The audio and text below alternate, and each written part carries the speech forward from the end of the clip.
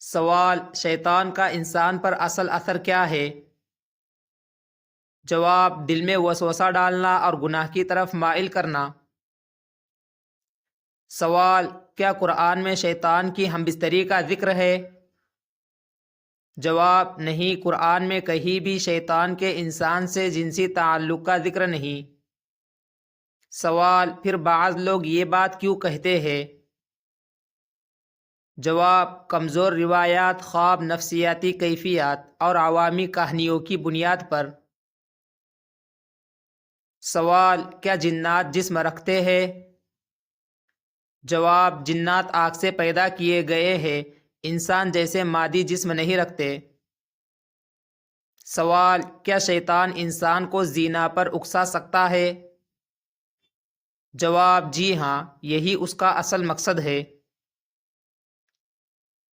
سوال: کیا حدیث میں شیطان کے مباشرت کا ذکر ہے؟ جواب: کوئی صحیح حدیث اس بات کو ثابت نہیں کرتی۔ سوال: کیا شیطان خواب میں آ سکتا ہے؟ جواب: خواب میں برے مناظر شیطانی وسوسے ہو سکتے ہیں، حقیقی عمل نہیں۔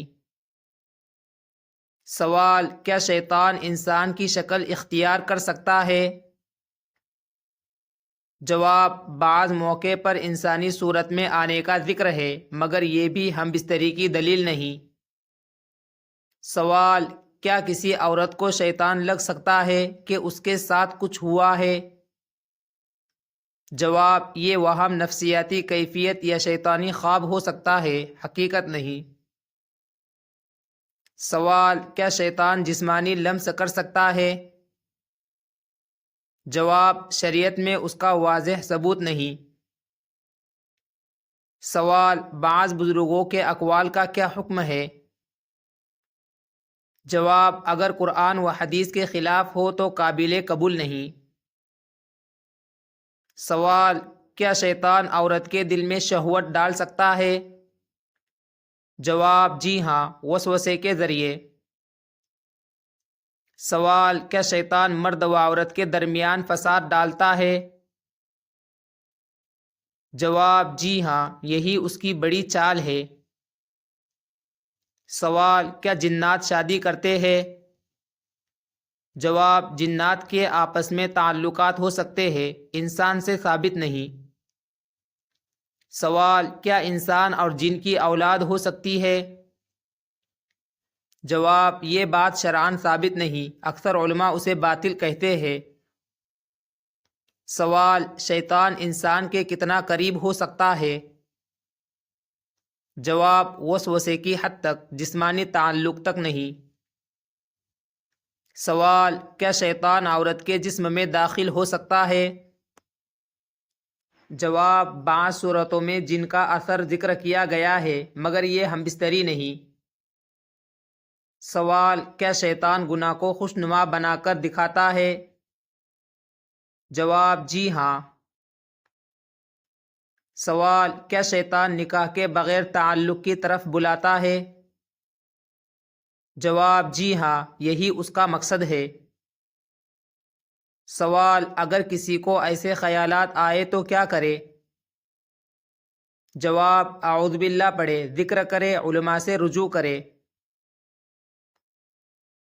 سوال: کیا ہر غیر معمولی بات کو شیطان سے جوڑنا درست ہے؟ جواب: نہیں، یہ جہالت ہے۔ سوال: شیطان عورت کو کیسے گمراہ کرتا ہے؟ جواب: فحاشی، تنہائی اور بے پردگی کے ذریعے۔ سوال: کیا پاک دامن عورت شیطان سے محفوظ رہتی ہے؟ جواب: اللہ کی حفاظت میں ہوتی ہے۔ سوال: کیا شیطان انسان کے ساتھ جسمانی ہمبستری کر سکتا ہے؟ جواب: عام اور درست موقوف کے مطابق نہیں، شیطان کا اصل طریقہ عمل وسوسہ ڈالنا ہے، نہ کہ جسمانی تعلق۔